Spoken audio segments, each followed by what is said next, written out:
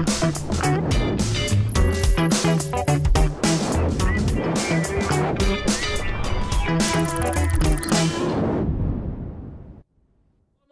wabarakatuh. Selamat siang Sobat Cuko, apa kabar ya? Ketemu lagi bersama saya Dwiki Adiputra di Cuko, cerita untuk kaula muda by TVRI Sumatera Selatan. Pasti kangen nonton Cuko ya, apalagi temennya sama Dwiki Adiputra. Oke, untuk Sobat Cuko, warga TVRI Sumatera Selatan, pemirsa TVRI Sumatera Selatan, hari ini kita akan membahas sesuatu yang sangat penting untuk generasi muda, terutama Gen Z ya.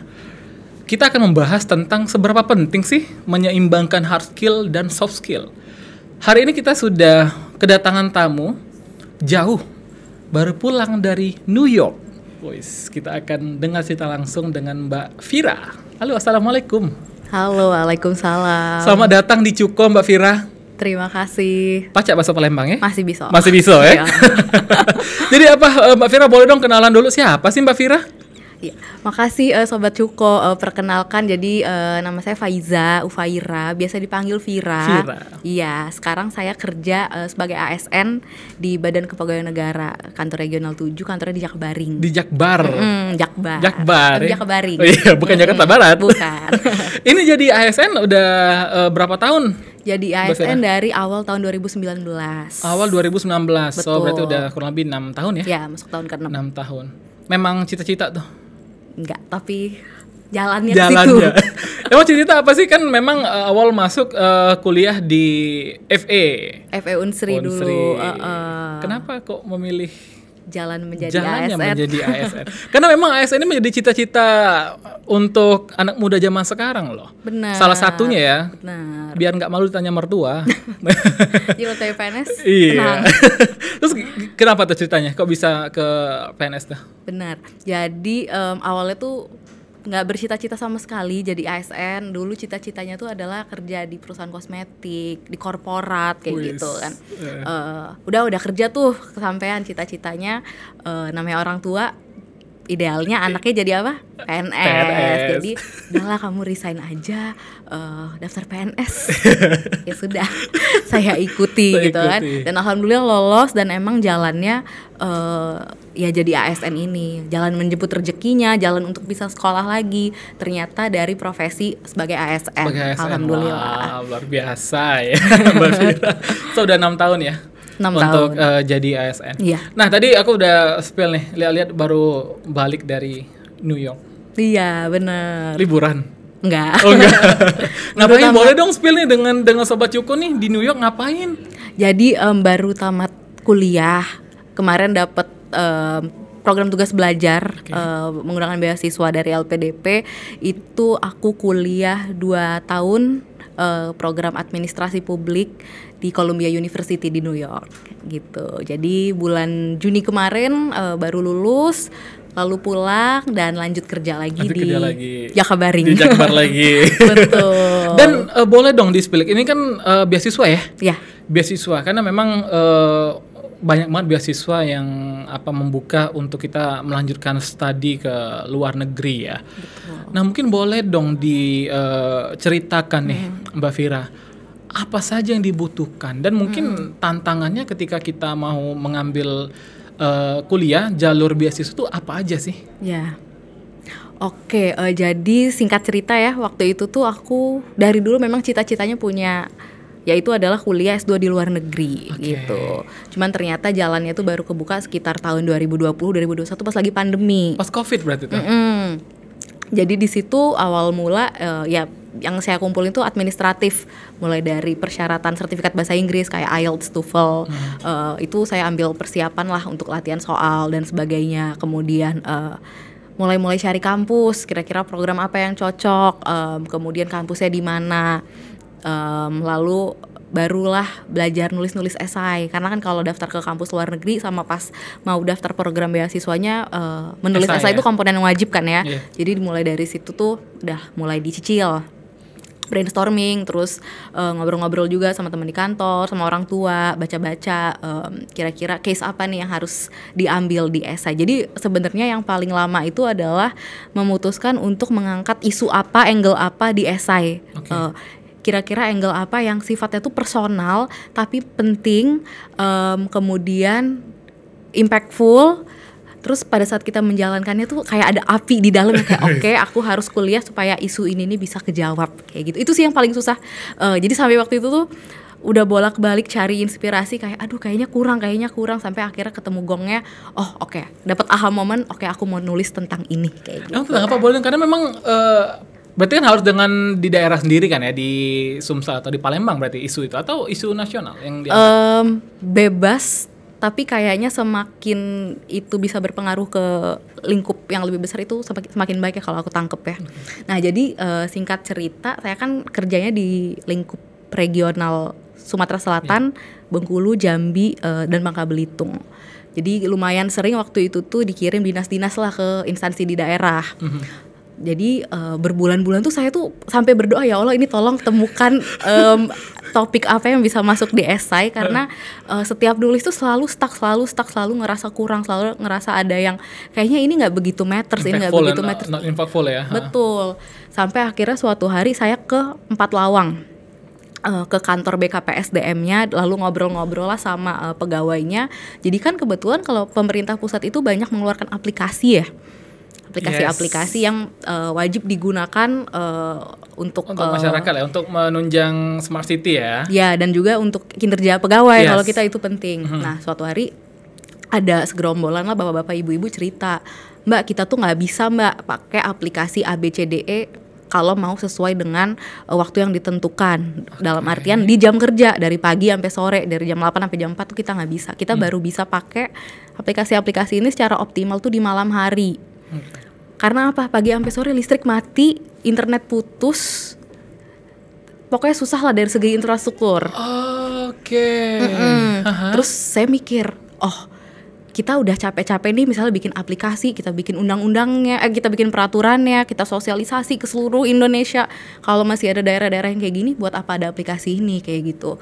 Jadi waktu itu aha momennya adalah oke, aku mau tulis terkait kesenjangan digital yang ada di daerah 3T terutama kayak gitu. Menarik loh, kesenjangan digital. Ya. Kayaknya masih jarang orang nulis ini ya. Kesenjangan digital ini ya. Iya, lumayan jarang.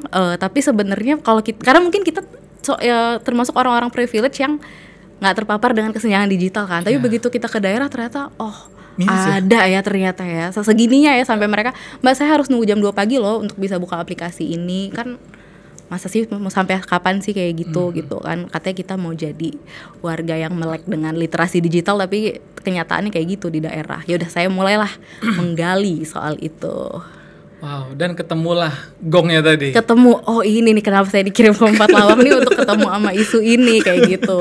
Oh, jadi dibawalah itu untuk beasiswa. Untuk beasiswa, betul. Dan lulus. Alhamdulillah lulus. Berangkat nih jadi. Berangkat akhirnya. Itu berarti pas after Covid ya? Iya, abis Covid. Jadi COVID. Saya itu tesnya 2021, berangkatnya 2022. Oke. Oh masih ada lah ya, di ujung-ujung pandemi ya? Ujung-ujung pandemi, masih tetap pakai masker, tetap ngerasain di awal-awal tahun. Nah terus berangkatlah ke New York. Ya. Pastikan berbeda banget ya, dari budaya, dari bahasa. Oke, mungkin untuk bahasa udah belajar lah ya. Dari budaya dan juga dari kampusnya kan pasti berbeda juga ya, tentang apa habitnya. Yeah. Nah itu gimana caranya Mbak Vira untuk beradaptasi dengan hal-hal ini? Iya, awal-awal sebelum berangkat memang sempat khawatir, aduh nanti gimana ya survive, nggak punya siapa-siapa, terus kayak harus bahasa Inggris terus tiap hari, aduh gimana ya gitu. Teman-teman juga nggak ada, beneran nggak kenal siapa-siapa kecuali orang-orang Indo yang kenalnya pun di grup, jadi belum kenal sebelumnya in person gitu kan, kenalnya cuma di grup gitu. Tapi ternyata sampai di situ untungnya ketemu lumayan banyak support system yang bikin kita lupa kalau hidup di situ tuh sebenarnya susah. Tapi karena ada orang-orang ini jadinya kita itu less likely mengalami kesusahan batin dan juga kesusahan secara teknis kayak gitu. Jadi kalau dari segi hal-hal yang bikin kaget nih ya, yang pertama dari segi pola belajar, karena waktu itu tuh kalau kampus program aku tuh lumayan berat dari segi SKS, jadi kayak dalam satu semester harus ambil 18 SKS, 16,5 sampai 18 SKS. Jadi Program studinya pun berat loh ini. ya kan untuk satu semester Master Public Administration iya, itu. dan itu kayak banyak mata kuliah wajib yang involve pelajaran hitung-hitungan kayak ekonomi mikro, kuantitatif analitik, seperti itu. Itu tuh yang bikin kita jadinya bener-bener struggle, udah lama gak kuliah. Tahu-tahu harus balik lagi, belajar itu lagi gitu. Bahkan belajar dengan level yang lebih susah. Jadi itu yang cukup bikin kayak wah. Mau ngadu ke orang tua jauh, kita ngeluh jauh. Mau ngadu juga gak bisa diapa-apain. Jadi harus dijalankan kayak gitu kan. Terus gimana cara mengatasi kestrugglean ini? Iya. Nah, di sini soft skill-nya soft skill-nya jadi diasah ya. Jadi sangat ditantang untuk bisa adaptasi ya dengan situasi. Gimana caranya nih kuliah tetap jalan, tapi tetap bisa sosialisasi, tetap bisa main sama temen, dan tetap bisa jalan-jalan. Jadi itu belajar banget caranya ngatur waktu. Belum lagi urusan domestik, nggak ada yang bantu, cuci piring, cuci baju, semuanya sendiri kan. So di dormitory saya ngekos gitu ya? Ya di dormitory kemarin dormitory dapat ya. Jadi semuanya sendiri, belum lagi masak dan sebagainya. Dan harus ngurusin kelas yang sehari ada 3, misalnya masuk jam 8 pagi, pulang ke rumah jam 8 malam. Kayak kelasnya full, itu beneran kayak wow. Jadi apa ya, resilience-nya sangat diuji sih di situ. Kayak gitu. Mental diuji, ya, emosi diuji. Belum kadang faktor cuaca yang kita belum terbiasa ya kan. Kan dingin ya di sana ya. Jadi beneran yang mana di situ kan budayanya itu kan cepat ya, apa-apa ya kalau di New York ya. Kita harus naik subway, kita harus on time. Jadi intinya tuh nggak ada yang bisa mengusahakan diri kita selain diri kita sendiri. Apalagi kalau kita maunya banyak dan cukup ambisius, itu tuh bikin jadi kayak apa ya, sehari tuh beneran jadwal tuh yang bisa tek kayak gitu. Padat lah ya. Padat. Nah tadi yang menarik dari bahasan Mbak Viera tadi adalah soft skill. Karena memang aku lihat dari baca-baca Mbak Zia sudah ke China tadi ya, exchange ke Cina ya, dan juga TA-nya ke Kamboja. Iya. Sempat kerja juga remote ke Afghanistan ya, di Afghanistan. Remote Afghanistan. Nah, berarti kan ini apakah salah satu faktor yang mendukung bisa soft skill kita meningkat ya? Mungkin boleh bisa ambil contoh waktu aku ngerjain tugas akhir di Kamboja ya. Jadi sekedar info, di program aku tuh nggak ada tesis. Jadi kita punya namanya tuh capstone project. Jadi itu tuh kita berkelompok, kita posisinya sebagai graduate consultant. Di situ kita dapat klien.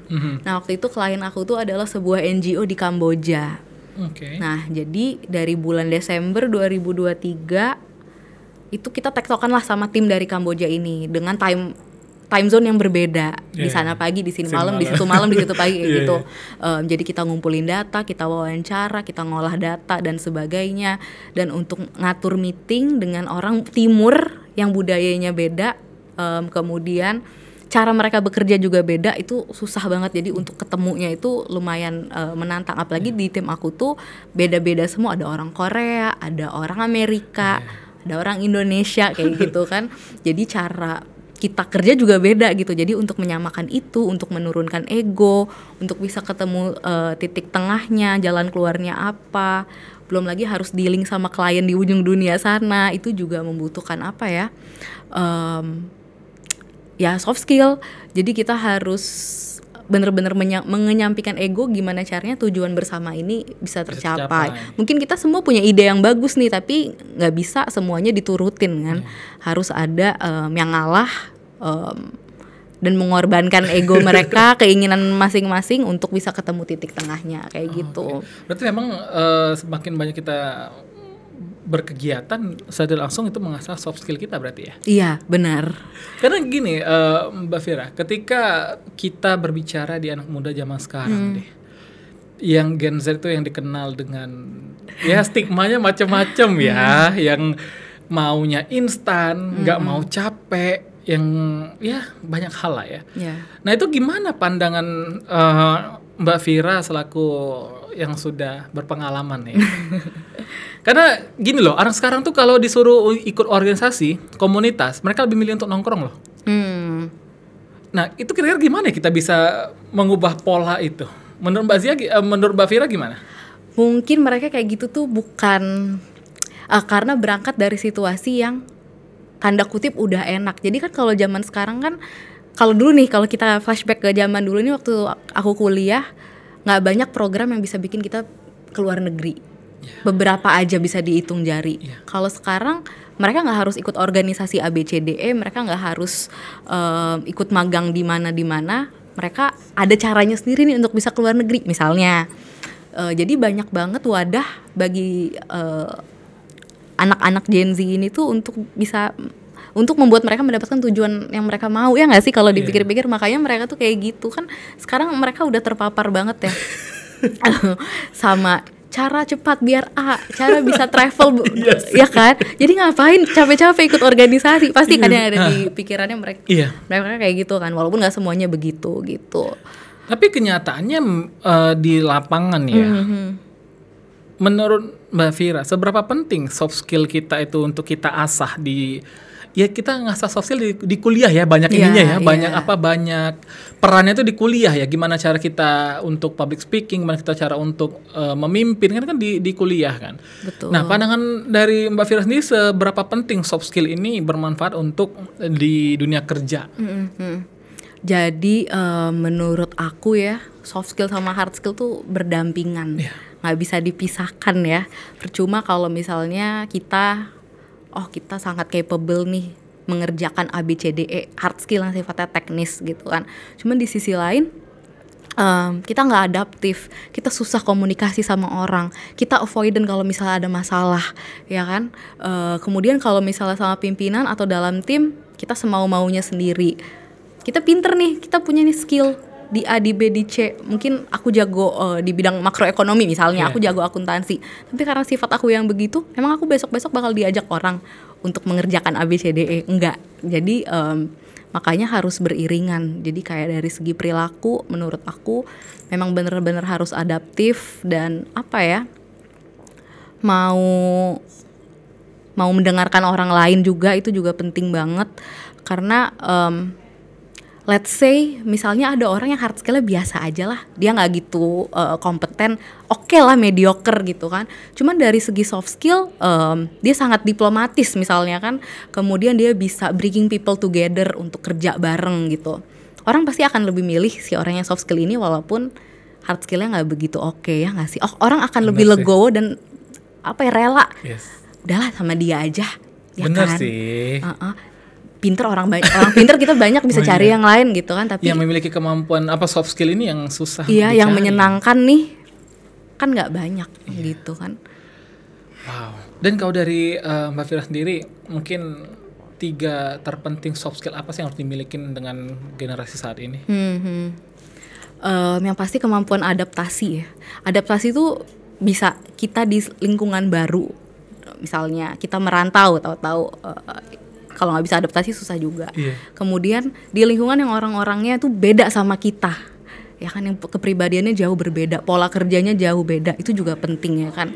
Kemudian setelah adaptasi itu ya untuk berdiplomasi, gimana cara kita berkomunikasi, mengemukakan keinginan kita ke orang lain, tapi bisa diterima sama orang lain, tapi nggak nyerang orang itu.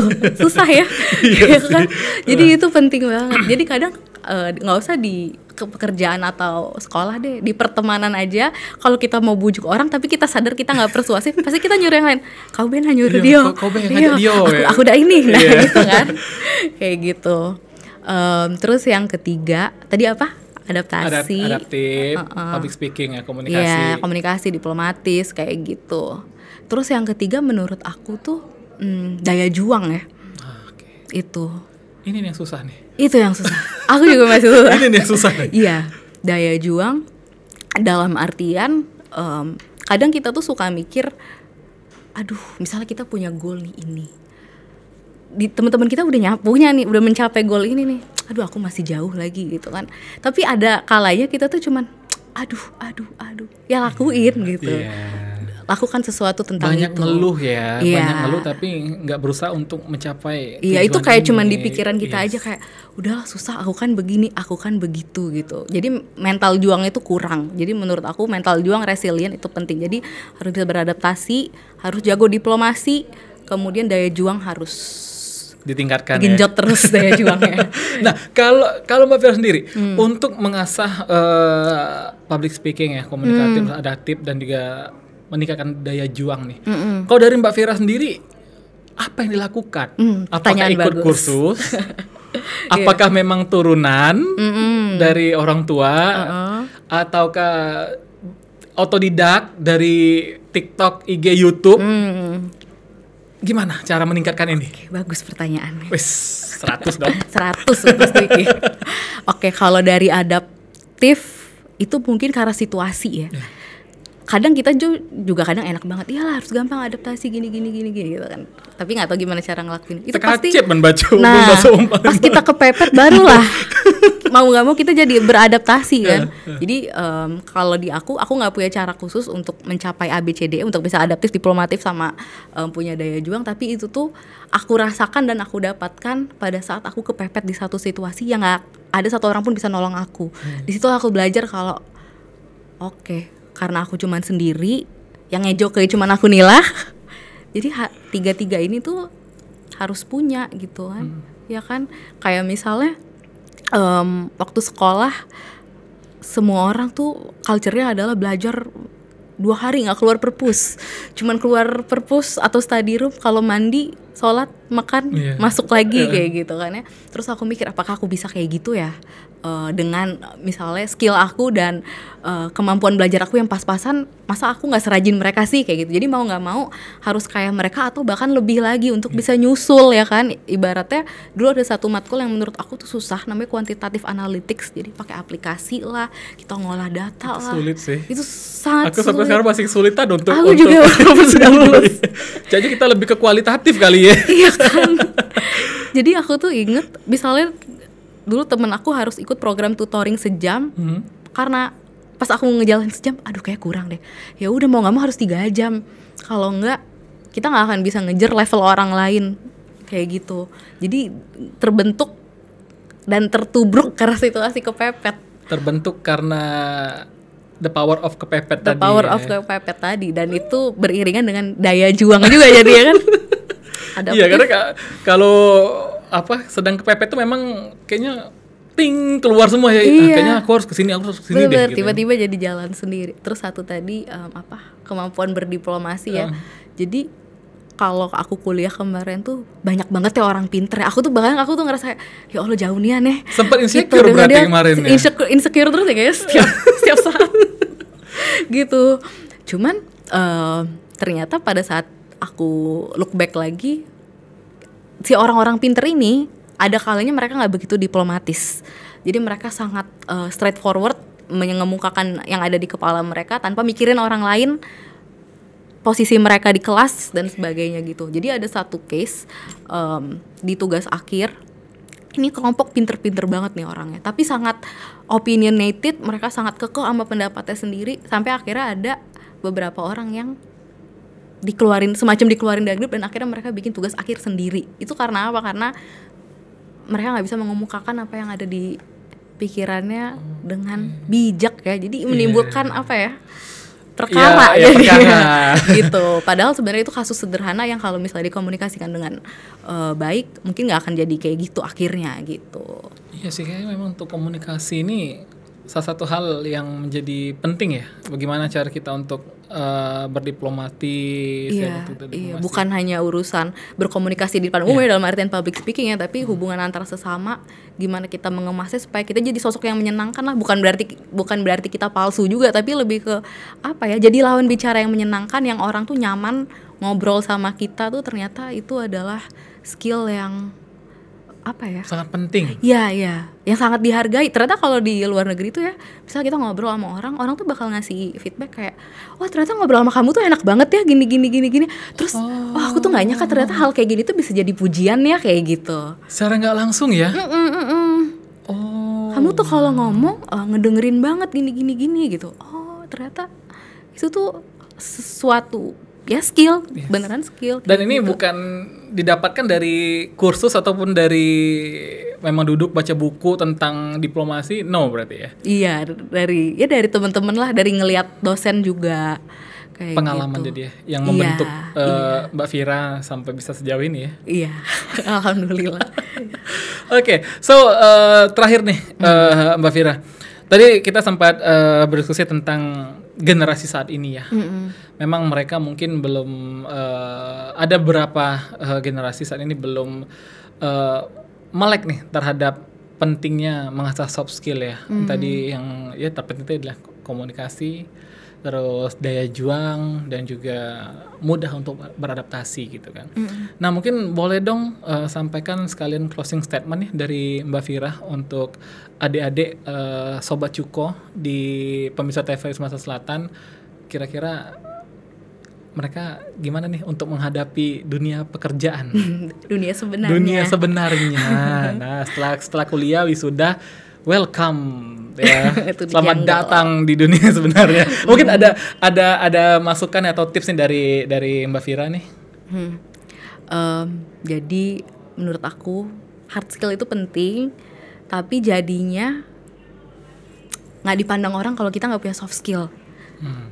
Dalam artian orang jadinya nggak ngelihat lagi tuh hard skill kita kalau misalnya soft skill kita tuh nggak begitu bagus ya kan. Jadi coba kalau misalnya berkomunikasi, memang straightforward itu bagus. Cuman kadang kalau di lingkungan pekerjaan ya ada baiknya dikemas sedikit kalimatnya. Kadang ya ngerti sih maksudnya Mas Dwiki. Misalnya teman-teman yang Gen Z ini kalau misalnya dikasih suatu pekerjaan atau nggak usah di kerjaan deh, di rumah aja atau di lingkungan pertemanan mereka sangat nggak mau ngapain, mending begini gitu kan. Ada cara mereka tersendiri ya. Iya, bener sih, mereka udah terpapar sama dunia yang sangat advance nih, ya kan. Jadi mereka ngerasa mereka lebih ngerti, ya. Tapi mungkin dilihat dulu berkomunikasinya sama siapa kayak gitu. Jadi menurut aku kalau kita bisa adaptif, kita punya kemampuan berdiplomasi yang baik, kita punya daya juang, it will take you places. Jadi kayak itulah yang akan membawa kita menuju sukses menurut aku. Itu yang akan dikenang orang gitu kan. Oh dia tuh orangnya ini, dia. Aku tuh belajar untuk punya resilient, untuk punya daya juang tuh dari dia ya kan.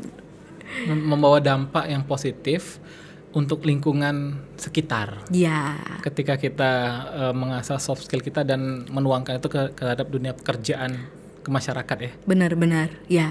Jadi ibaratnya kayak misalnya aku sekolah gitu kan, belajar apa sih sebenarnya gitu. Ya kan banyak lah dari segi teknis ilmu-ilmu yang dipelajarin, tapi pada saat pulang tuh gimana caranya kita menerjemahkan ilmu yang kita dapat, pengalaman yang kita punya, orang-orang yang kita temui dalam bentuk kontribusi nyata waktu kita pulang ke tanah air. Itu kan sebenarnya yang jauh lebih penting kayak gitu. Oh wow, inilah cerita dari Mbak Vira yang sudah mengampu ya pendidikan ya di New York dan juga sempat mengasah soft skillnya, hard skillnya, dan juga bisa menyeimbangkan keduanya agar bisa sukses di dunia pekerjaan. Itulah cerita singkat dari Mbak Vira. Boleh dong spill IG-nya, siapa tahu nih Sobat Cuko, pemirsa TVRI mau nanya-nanya terkait pengalaman ataupun ya anything lah ya, bisa tanyakan oleh Mbak Vira. Apa sosial medianya? Oh Mbak iya, Vira? terima kasih. Oh, boleh buat Sobat Cuko kalau misalnya mau temenan di sosial media, Instagram aku namanya Faiza Yusuf _nya 2. Faiza Yusuf _nya 2 kali. Wah. Yeah. Yang follow yang ketika habis nonton ini langsung di follow back. Oke, Sobat Cuko dan pemirsa TVRI Sumatera Selatan, terima kasih Anda setia menyaksikan TVRI Sumatera Selatan, terutama di Cuko, cerita untuk kaula muda. Saya pamit undur diri, Mbak Vira, terima kasih banyak Terima telah kasih hadir di banyak, Cuko. Mas Dwiki. Ya, kita jumpa di episode berikutnya. Terima kasih Siap. Sobat Cuko, saya Eri, Bila Taufiq Hidayah. Assalamualaikum warahmatullahi wabarakatuh. Selamat petang semuanya.